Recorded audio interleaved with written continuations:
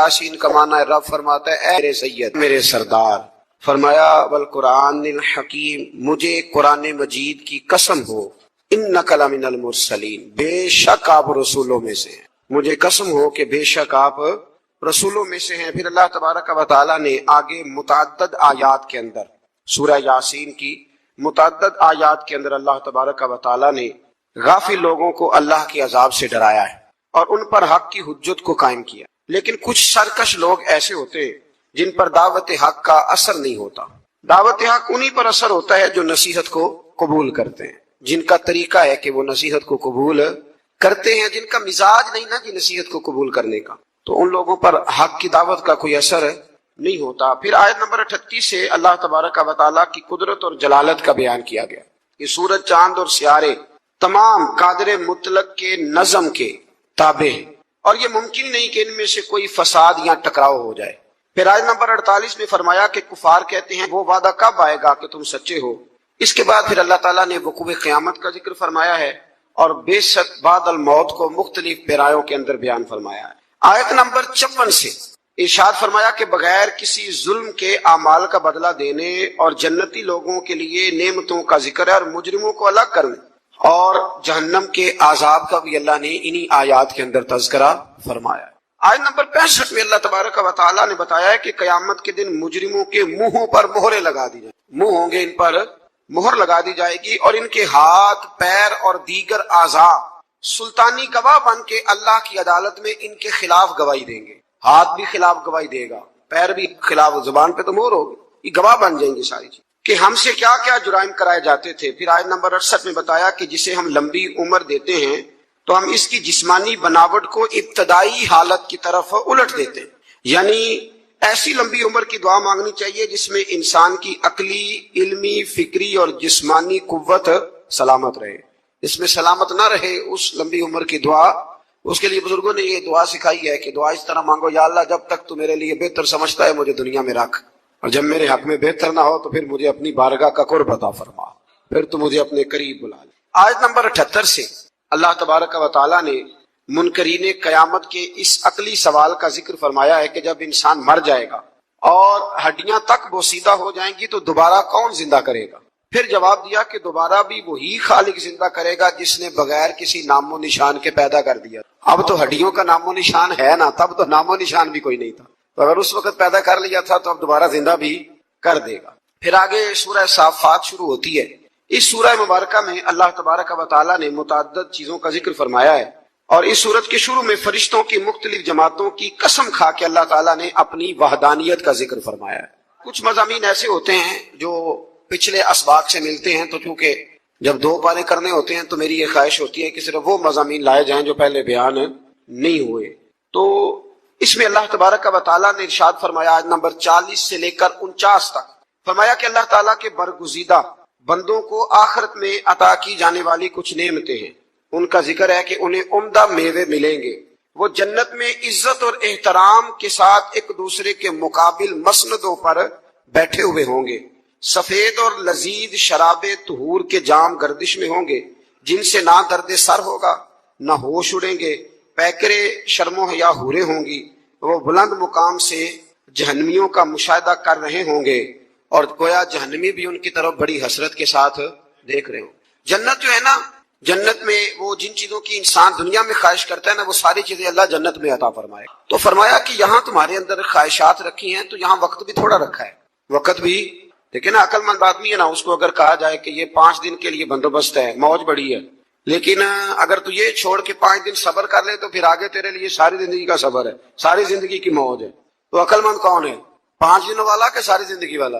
تو ہم نے 30-35 سال کی موت چاہتے ہیں، اس کو چھوڑیں، خواہشات کو دبائیں، انشاءاللہ پھر جب آنکھ بند ہونے کے بعد دوبارہ کھلے گی نا تو پھر اللہ بڑا ہی فضل فرمائے گا، بڑا اللہ فضل فرمائے گا۔ اللہ تعالیٰ کو کسی کی ناشکری کی کوئی پرواہ نہیں، ہاں وہ اپنے بندوں کے لیے ناشکری کو ناپسند اور شکر کو پسند فرماتا، باقی اسے پرواہ کوئی نہیں کہ تم ناشکری کرو، وہ تمہارے شکر ادا کرنے کا کوئی خواہش مند ہاں پسند ضرور کرتا ہے، پر اسے کوئی محتاجی نہ کرو گے تو نقصان اٹھاؤ گے۔ آیت نمبر 9 سے اللہ تعالیٰ نے فرمایا کہ عالم اور جاہل برابر نہیں ہو سکتے، قل هل يستوي الذين يعلمون والذين لا يعلمون، فرمایا کہ عالم اور جاہل برابر ہو سکتے ہیں؟ کون کہہ رہا ہے؟ تو اگر کوئی جاہل اٹھ کے کہے مولویوں کی پتہ ہے، اور اللہ تعالیٰ خیر کرے 2-3 جگہوں پہ تو جاہلوں کے بڑے ڈیرے، ایک حکمرانوں کے گرد، ایک درباروں کے گرد. بلکہ میں اکثر کہتا ہوں جتنا بڑا جاہل ہو نا اتنا بڑا پیر ہوتا ہے. بڑی ذمہ داری سے کہہ رہا ہوں آپ، کیونکہ عالم نے تھوڑا بہت سوچنا ہے کوئی بات کرتے وقت، کیونکہ اسے پتہ ہے کہ یہ شریعت کی حد ہے، یہ قید ہے. تو جاہل نے تو کچھ بھی نہیں نہ سوچنا. تو جاہلوں کی کرامتیں بے شمار، ادھر بھی کرامت ادھر بھی کرامت، یہ بھی کر دیا وہ بھی کر دیا. اور جاہل کی ایک بہت بڑی علامت ہے کہ وہ ہمیشہ علم کی مخالفت کرے گا. پکی بات ہے، کیونکہ خود جاہل ہے، لہذا علم کی ہمیشہ. بہت سارے ایسے پیر ہیں لوگوں کے کہ جو نہ ان کا نکاح پڑھا سکتے نہ جنازہ پڑھا سکتے. یعنی پیر ایسا نہ خوشی میں شریک ہو سکتا ہے لیکن پیر ہے.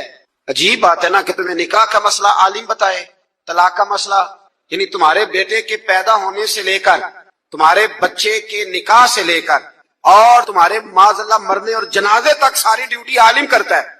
اور وہ موٹر سائیکل خرید لینا تو سارے گاؤں کو مصیبت پڑ جاتی ہے کہ اس نے کہاں سے لے لی ہے، سوال جواب کرتے ہیں. اور پیر کا بیٹا مطلق جاہل ہوتا ہے، مطلق. بہت سارے ایسے پیر ہیں جو دعا نہیں مانگ سکتے اسپیکر کے آگے. لیکن کیا کیا جائے قوم کا، کیسے سمجھایا جائے، کون سا ایسا درود پڑھا جائے. تعویذ لکھتے جا رہے ہیں، تعویذ لکھتے جا رہے ہیں، اور وہ بھی نہیں لکھنے آتے ہیں، فوٹو کاپیاں کرا لی، مورے بنوا لی. کچھ خدا کا خوف کرے، کچھ تھوڑا سا خیال کرے. پیر کے لیے پہلی شرط یہ ہے کہ اسے خود تو رستے کا پتا ہو کہاں جانا ہے. اس ڈرائیور کو خود نہیں پتا وہ آپ کو لاہور کیسے پہنچائے گا. اس کو خود تو پتا ہو. باں ظلموں جو کرے فقیری وہ کافر مرے دیوانہ ہو. مہربانی کرے آپ. جبے کبے دیکھتی ہے قوم، بڑے بڑے جناب رنگ ڈنگ دیکھتی ہے تو الجھ جاتی ہے. تو اللہ تبارک و تعالیٰ نے فرمایا عالم اور جاہل برابر ہو سکتے ہیں، اللہ نے کہا ہے. اس لیے ہماری ڈیوٹی ہے علماء کو عزت دے، یہ ہماری ڈیوٹی ہے. میں کئی دفعہ علماء کی شان میں حدیث اس لیے نہیں بیان کرتا کہ وہ لوگ ہم پہ فٹ نہ کر لیں. اور اندر نفس بیٹھا ہے، وہ بھی کئی دفعہ کہتا ہے کہ چاہے تو اپنی بات کر رہا ہے، لیکن رمضان ہے. میں خالصتاً اللہ کی رضا کے لیے عرض کرتا ہوں. میرے رسول کریم علیہ السلام نے عالم کے لیے فرمایا ہے، فرمایا عالم میرا جانشین ہے. کوئی ضعیف روایت نکال کے دکھائے کہ حضور نے کہا درویش میرا جانشین ہے. ٹھیک ہے جو عالم بے عمل ہے میں ان کی بات نہیں کر رہا، لیکن حضور نے فرمایا علماء انبیاء کے وارث ہیں. اور صاحب تفسیر روح البیان نے حدیث لکھی ہے، حضور نے فرمایا جس نے عالم سے ہاتھ ملایا سمجھے میرے ساتھ ملایا ہے، جس نے سچے عالم کی سنگت کی سمجھے میری سنگت کی. اور کیا خوبصورت لفظ ہیں حدیث کے. حضور فرمانے لگے جس نے عالم کا چہرہ دیکھا سمجھے اپنے نبی کا دیدار کیا ہے. آپ چھوٹی بات سمجھتے ہیں اس کو. اس لیے وقت نکال کر، میں اپنی ذاتی زندگی میں وقت نکال کے جاتا ہوں علماء سے ملنے. پتہ چل جائے مستند اور با عمل عالم آیا تو میں کبھی پیچھے نہیں رہتا، میں آگے بڑھ کے جاتا ہوں، ملاقات کرنے کی کوشش کرتا ہوں. اور یہ حدیثیں میرے ذہن میں ہوتی ہیں ہمیشہ. کوشش فرمایا کریں. اللہ تبارک و تعالیٰ سمجھنے کی توفیق عطا فرمائے. پھر اللہ تبارک و تعالیٰ نے آیت نمبر 10 میں مومنین کو تقوی پر کاربند رہنے اور رکاوٹ کی صورت میں اللہ کی زمین کے وسیع ہونے اور مصائب و علام پر صبر کرنے والے کے لیے بے حساب اجر و ثواب کا ذکر کیا ہے. فرمایا اگر تقوی کے رستے میں تمہارا ملک رکاوٹ بنے تو زمین بڑی وسیع ہے، کہیں اور چلے جاؤ، لیکن اختیار تقوی کرنا ہے. پھر آیت نمبر 15 سے غیر اللہ کی عبادت کرنے والوں کے لیے عذاب شدید اور بتوں کی عبادت سے اجتناب کرنے والوں اور اللہ کی طرف رجوع کرنے والوں اور اچھی بات سن کر پیروی کرنے والوں کو بشارت دیتے اور ہدایت دینے کا بھی میرے رب نے ذکر فرمایا. آیت نمبر 22 میں فرمایا کہ جس کے سینے کو اسلام کے لیے اللہ کھول دیتا ہے تو وہ اپنے رب کی طرف سے نور ہدایت پہ قائم رہتا ہے. کوئی اللہ خوشخبری دے رہا ہے کہ اگر میں نے تمہیں کلمے کی توفیق دیا تو سمجھو میں نے ہدایت کا رستہ تم پہ واضح فرما دیا. پھر آیت نمبر 23 میں قرآن مجید کی اثر آفرینی کو بیان کیا گیا. یہ ملتے جلتے مضامین پر مشتمل بہترین کلام ہے جسے بار بار دہرایا جاتا ہے. جن کے دلوں میں خشیت الہی ہے اسے سن کر ان کے بدن کے رونگٹے کھڑے ہو جاتے اور ان کے جسم اور دل اللہ کی یاد کے لیے نرم ہو جاتے. فرمایا یہ ملتے جلتے مضامین ہے جن کو بار بار دہرایا جاتا ہے. قرآن میں کون سے مضامین ہیں اور بار بار یہ شکوہ بھی چھوڑ دیں کہ ہماری مسجد کا خطیب ہر سال ایک ہی مضمون بیان کرتا. اللہ کہتا ہے قرآن کے مضامین کو بار بار دہرایا جاتا ہے. تو جنگ بدر ہر سال جب بیان ہوتی ہے تو وہی بیان ہوگی نا جو پہلے سے حدیثوں میں لکھی ہوئی ہے. ایک نیا واقعہ درج کر کے بیان ہو. قوم کو اس پہ بھی شکوہ ہوتا ہے، کہتے پچھلے سال بھی سنایا تھا. میں ایک جگہ پہ گیا تو مجھے کچھ لوگ کہنے لگے جی آپ تقریر چھوٹی کرتے ہیں تو آپ نا آج ہم نے لمبی تقریر سنی ہے، پچھلے سال بھی آپ نے 40 منٹ تقریر کی تھی. میں کہتا تسی پچھلے سال والی سناؤ تے نویں سن لو. ٹھیک ہو گیا نا جی. میں نے کہا پچھلی سنائیں اور نہیں سن لیں. اور کبھی کبھی بڑے سکھانے والے لوگ بھی ملتے ہیں. ایک جگہ میں تقریر ختم کرنے لگا تو ایک بزرگ ہیں، وہ بڑا مجھ سے پیار کرتے محبت کرتے ہیں، بڑی ان کی دلچسپی ہے. تو میں نے تقریر ختم کرتے ہوئے کہا کہ بس جی. بابا جی کہنے لگے نہیں تھوڑی سی اور. میں کہ میں کہاں ختم ہو گئی ہے؟ کہنے جی ختم ہو گئی تو مڈو لگ پو یہی سنا دیو دوبارہ. پھر اس سے آگے جب ہم بڑھتے ہیں تو پھر ایک دفعہ حضرت سیدنا ابراہیم علیہ السلام کا ذکر سورہ صافات کے اندر فرمایا گیا، اور پھر وہ دوبارہ سے ذکر جب آپ نے بتوں کو توڑا. لیکن اس میں ایک چیز کا اضافہ ہے، وہ کیا ہے؟ اللہ تبارک و تعالیٰ نے فرمایا کہ جب حضرت ابراہیم علیہ السلام کو آگ میں ڈالنے کی ان کی ساری تدبیریں ناکام ہو گئیں، تو پھر ہم نے ابراہیم علیہ السلام کو اسماعیل علیہ السلام دیے. آپ کو پتہ ہے پھر جب بیٹا دے دیا، اللہ کا اپنا انداز ہے نا نوازنے کا. اچھا ہمارا مسئلہ اور طرح کا ہے، ہم کہتے ہیں کہ نوازتا ہے تو پھر روز نوازے، نوازتا ہے تو پھر اللہ آپ کو کہتا ہے روزانہ زکات دو. اگر کہہ دیتا تو وہ بھائی سال والے بڑی مشکل سے حساب کرتے ہیں، اور ہر روز تو رب ہر روز چیزوں کا حکم نہیں دیتا. تو اللہ تبارک و تعالیٰ تدریجن چیزوں کا حکم دیتا ہے، تدریجن. لیکن جب وہ دیتا ہے تو پھر کہتے ہیں اس میں مد و جزر آئے گا، کبھی دکھ، کبھی سکھ، کبھی صحت، کبھی بیماری، کبھی اوپر کبھی نیچے. تو ہم نا صرف میٹھے میٹھے کے قائل ہیں، میٹھے میٹھے، کڑوے کا بھی قائل ہونا چاہیے. اس لیے کہ محبوب کی طرف سے جو بھی عطا ہو جائے وہ اس کا کرم ہی ہے. اللہ نے پہلے حضرت اسماعیل دیے، اور جب بیٹے سے پورا دل لگ گیا تو فرمایا اب اسے چھوڑ کے آؤ وادی غیر ذی زرع. جہاں آج بیت اللہ شریف ہے نا، وہاں کچھ بھی نہیں ہوتا تھا. حضرت جناب اسماعیل کو اور ان کی والدہ کو چھوڑ آئے 2 کلو کھجوریں اور ایک مشکیدہ پانی کا، اور کہا اللہ میں انہیں تیرے حوالے کر کے جاتا ہوں. پھر پابندی لگ گئی تو کئی سال گئے نہیں. مفسرین نے با اختلاف روایات 9 سال یا 13 سال کے حضرت اسماعیل ہوئے تو گئے، اور جب گئے تو جاتے ہی کہنے لگے وہ یہاں ذکر ہے. فرمایا کہ بیٹا میں نے خواب دیکھی ہے، میں تمہیں ذبح کر رہا ہوں. فلما بلغ معه السعي، جب بیٹا ساتھ چلنے کے قابل ہو گیا نا تو کہنے لگے بیٹے میں نے خواب دیکھی ہے، انی اذبحک، میں تمہیں ذبح کر رہا ہوں. فانظر ماذا ترى، تو اپنا ارادہ بتا. میں نے سورہ یوسف میں بھی عرض کیا تھا کہ ساری زندگی لوگ ماں بیٹے کی محبت کا ذکر کرتے آئے، پھر قرآن مجید نے نا 2 جگہ باپ بیٹے کی محبت بھی بڑی کھول کے بیان کی. یہ باپ بیٹے کا رشتہ بیان کیا جا رہا ہے. بیٹے اب تو بیٹے ذبح نہیں نہ ہوتے، اللہ ہی خیر فرمائے. اب تو ان کو جو سبق پڑھایا جاتا ہے نا وہ اچھی طرح یاد کرتے ہیں، اور یاد کر کے سویرے ماں باپ کو سناتے ہیں کہ جناب آپ بھی تو تھوڑا خیال کریں نا، آپ بھی تو ذرا سمجھے نا، میرے اپنے بھی تو بچے ہیں نا. اور دیکھو باپ کا جو رنگ قرآن نے بیان، انی اذبحک، پتر میں نے خواب دیکھی ہے، میں تجھے ذبح کر رہا ہوں، ارادہ بتا. تو حضرت اسماعیل نے یہ نہیں کہا کہ چلو ابا جی ذبح کر دو. کہنے لگے یا ابت افعل ما تؤمر، کہ ابا جی آپ ذبح نہ کریں، آپ نے خواب دیکھی ہے ذبح کر رہے ہیں تو فقط ذبح ہی نہ کریں، جو رب کہتا ہے نا وہ سارا آپ میرے ساتھ کریں، جو حکم ہوتا ہے وہ جو اللہ کہتا ہے وہ سارا کرے. اس کی تفسیر میں مفسرین نے لکھا ہے کہ گویا حضرت اسماعیل کہہ رہے تھے کہ ابا جی اگر اللہ کہتا ہے نا ذبح کرو تو آپ ذبح کریں، اور اگر وہ کہتا ہے نا اس کے بعد میرے ٹکڑے ٹکڑے کریں تو آپ ٹکڑے ٹکڑے کریں، اور اگر وہ کہتا ہے نا پھر اسے جلا دیں تو آپ جو رب کہتا ہے نا آپ وہ سارا میرے ساتھ. ستجدنی انشاء اللہ من الصابرین، مجھے آپ انشاءاللہ صبر کرنے والوں میں سے پائیں گے. تو پھر اللہ کریم نے فرمایا ابراہیم تو نے خواب سچا کر کے دکھایا. حضرت ابراہیم نے تو پٹی باندھ لی تھی آنکھوں پہ، بیٹے کے ہاتھ باندھ لیے تھے، انہوں نے تو چھری چلا دی تھی. اب جس نے امر کرنا تھا اسی نے نہ کیا. وفدیناہ بذبح عظیم، اور ایک ذبح عظیم کا فدیہ اللہ نے دے دیا. تو اقبال کہنے لگے یہ فیضان نظر تھا، یہاں کے مکتب کی کرامت تھی. 2 چیزیں ہوتی ہیں، ایک فیضان نظر بھی ہوتا ہے. کئی دفعہ مکتب کے نکمے فیضان نظر سے چل جاتے ہیں. یہ تو اقبال کہہ رہے ہیں نا یہ فیضان نظر تھا، یہاں کے مکتب کی کرامت تھی. یہ سکھائے کس نے اسماعیل کو آداب فرزندی. یہاں ایک بات میں ماں بہنوں سے بچیوں سے کروں گا اور آپ حضرات سے بھی کروں گا کہ یہ گھر میں اپنی بیٹیوں اور بہنوں کو یہ سبق دیں کہ بچے باپ کے اس وقت فرما بردار بنتے ہیں جب ان کی اماں انہیں باپ کا فرما بردار بناتی. حضرت اسماعیل کی اماں کہہ سکتی تھی کہ بیٹے تیرا ابا تو کبھی آیا ہی نہیں، جنگل میں چھوڑ کے چلا گیا، یہ کہہ سکتی تھی. اور کیا کچھ ذہن میں بچے کے بیٹھ سکتا تھا. پر حضرت ہاجرہ نے کہا پتر تیرا باپ چھوڑ کے گیا ہے نا تو ایسے نہیں چھوڑ کے گیا، تیرا باپ اللہ کا رسول ہے، اللہ کا پیغمبر ہے.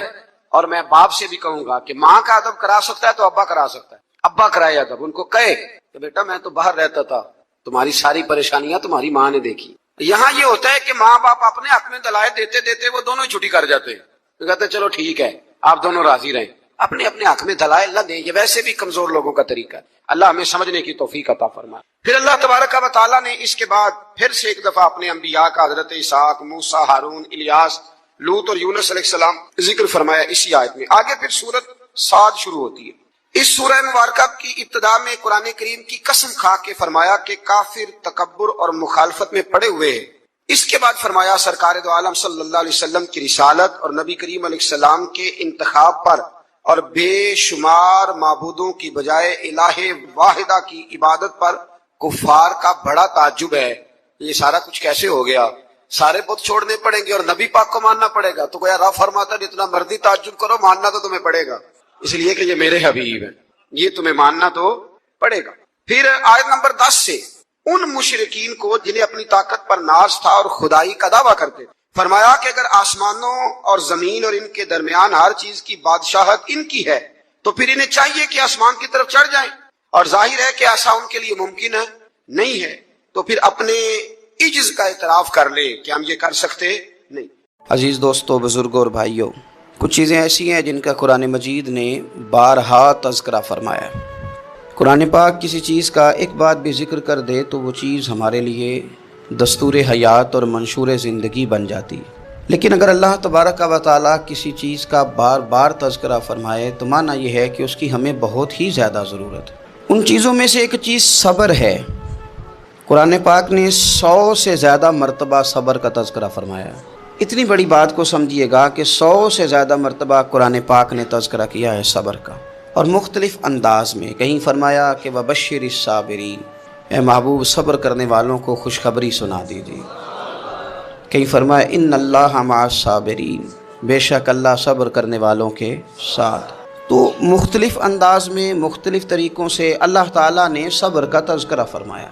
سوسائٹی کے اندر، معاشرے کے اندر اور مسلمانوں کے اخلاقی رویوں کے اندر اگر صبر کو داخل کر لیا جائے تو ہم محسوس کریں گے کہ ہماری زندگی نہ صرف یہ کہ آسان ہو گئی ہے بلکہ محبتوں والی ہو گئی ہے، چاہتوں والی ہو گئی ہے۔ ہمارے رشتے ایک دوسرے سے ٹوٹ نہیں رہے بلکہ بننا شروع ہو گئے۔ تھوڑا سا صبر بہت ساری چیزوں کو ٹوٹنے سے بچا لیتا ہے۔ قرآن مجید کی جو آیت کریمہ میں نے تلاوت کی، یہ سورہ آل عمران کی آخری آیت ہے۔ اللہ تعالیٰ نے فرمایا یا ایھا الذین آمنوا اصبروا وصابروا، اے ایمان والو صبر کرو، صابر بنو۔ اے ایمان والو صبر کرو اور صابر بنو۔ کیا مطلب؟ پہلے صبر کا مطلب یہ ہے کہ اگر تمہیں کوئی ذاتی تکلیف پہنچے تو اس پر صبر کرو۔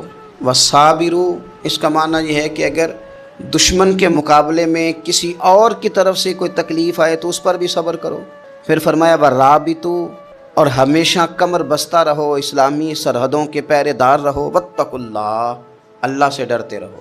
لعلکم تفلحون، اس امید پر کہ اللہ تمہیں کامیابی عطا فرما دے، تم فلاح پا جاؤ۔ یا ایھا الذین آمنوا اصبروا وصابروا، اے ایمان والو صبر کرو اور صابر بنو۔ صبر کرو، صابر رہو، یعنی جو ذاتی تکلیف آئے اس پر بھی صبر کرو، اور مصابرہ کا معنی سامنے سے آنے والی تکلیف۔ اگر بیماری آ گئی، کوئی پریشانی آ گئی، کہیں کوئی اپنا دنیا سے چلا گیا تو یہ ذاتی تکلیف ہے، اس پر بھی صبر کرنا۔ اور اگر اپنوں نے، بیگانوں نے کوئی تکلیف پہنچا دی، کوئی اذیت دے دی، وہ اذیت کئی صورتوں میں ہو سکتی ہے۔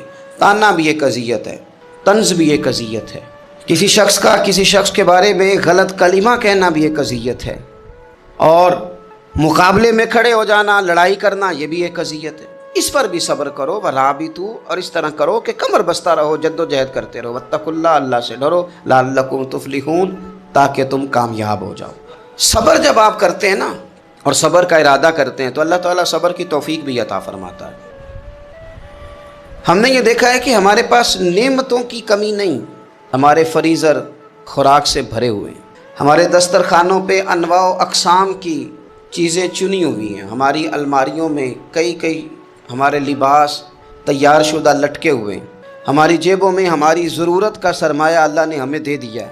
لیکن اس کے باوجود جو لوگ ایک دوسرے سے پیار نہیں کر پا رہے، جو ایک دوسرے کے قریب نہیں جا پا رہے، تو اس کی وجہ یہ ہے کہ صبر نہیں رہا، حوصلہ نہیں رہا، کسی چیز کو برداشت کرنا ہمارے مزاج کا حصہ ہی نہیں رہا۔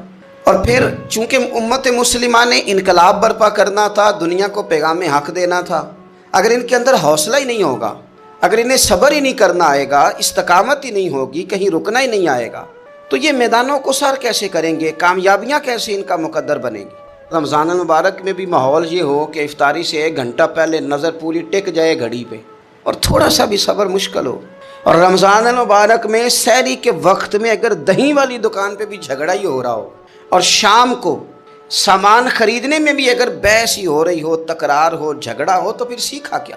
پھر وہ جو ہمیں تربیت دی جا رہی تھی کہ ہم نے صبر کرنا ہے، تو پھر ہم نے اس میں حاصل کیا کیا؟ حدیث پاک سنیں گے، آپ کی طبیعت بڑی ٹھنڈی ہوگی۔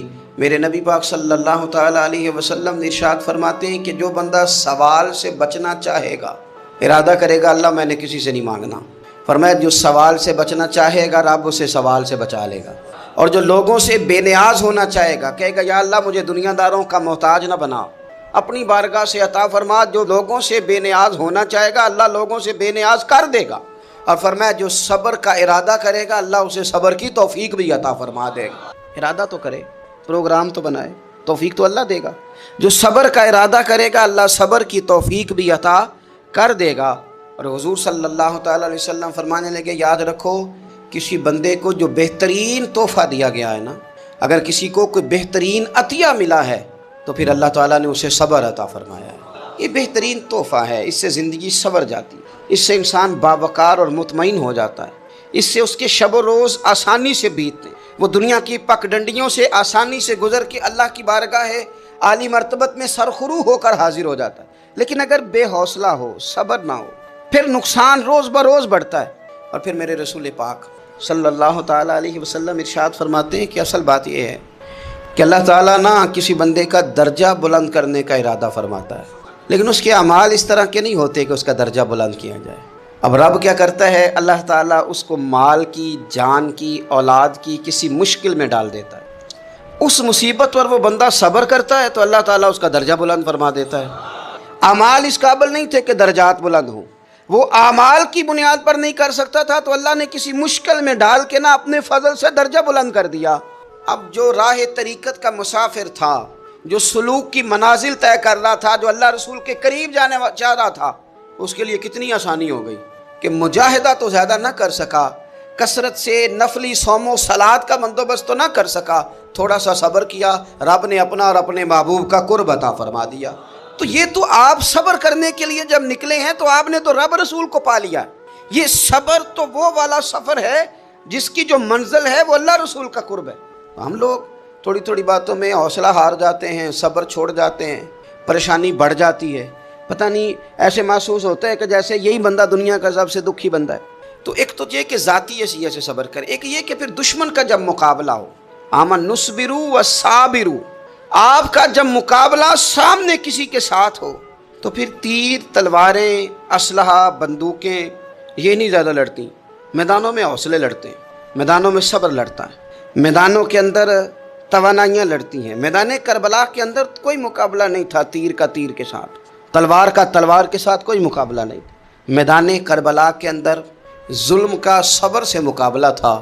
فتح کے ڈنکے یزید نے بجائے تھے، جشن ابن زیاد نے منایا تھا، لیکن قیامت تک اللہ نے جو فتح عطا فرمائی ہے تو وہ حسین ابن علی کے صبر کو عطا فرمائی۔